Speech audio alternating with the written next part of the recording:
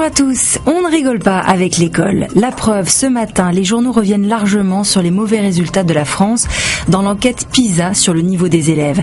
Libération parle ainsi d'école de l'inégalité, car l'étude montre que la France perpétue un système favorisant les élites au détriment des moins bien nés. Un système qui, selon une sociologue, fonctionne de manière très fermée, sans tenir compte des différences. Elle dénonce aussi des programmes pléthoriques et très exigeants. Dans le Figaro, Yves Tréhard dénonce lui aussi un système injuste et inefficace. L'éditorialiste, qui au passage en profite pour donner un petit coup de griffe à des syndicats jugés tout-puissants, dénonce le collège unique, cette fausse bonne idée introduite en 1975 qui a provoqué plus de dégâts alors qu'elle devait, soi-disant, démocratiser l'école.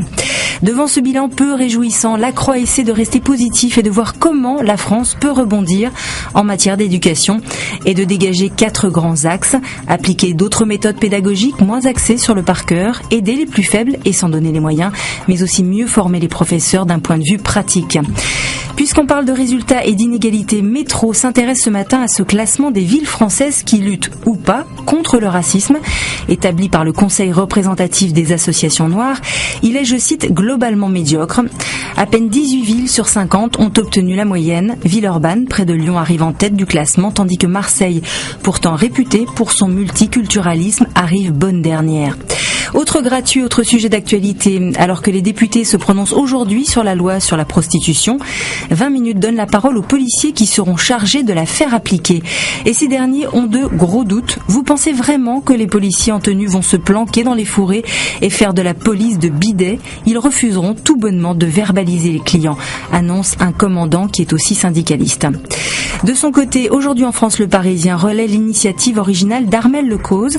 Ce Français de 28 ans s'invite depuis 2 mois chez les candidats aux élections municipales afin de mieux les connaître. Il partage leur repas et dort chez eux.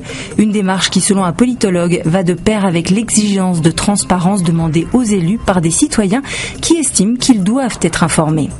Armel Lecause ira-t-il dormir chez des candidats du Front National? C'est fort possible. Fort possible aussi qu'il soit jeune. Comme l'explique le Figaro, le FN mise sur ces moins de 30 ans qui certes manquent d'expérience, mais parier sur eux, c'est aussi limiter les risques d'investir un candidat ayant des casseroles, et cela permet de travailler avec des individus en phase avec les nouveaux outils de communication, écrit Emmanuel Galliero. Justement, en parlant d'outils de communication, c'est Free qui fait encore parler ce matin avec son offre 4G à prix cassé. Les Échos soulignent la faiblesse du réseau sur lequel s'appuie l'opérateur tout en saluant l'art de la communication de Xavier Niel qui, après avoir fait figure de Robin des Bois des prix bas, va se transformer en Père Noël de la 4G. De quoi faire peut-être sauter de joie les Français, à l'image d'Emmanuel Rivière après son 2e but dans le match Nice-Monaco.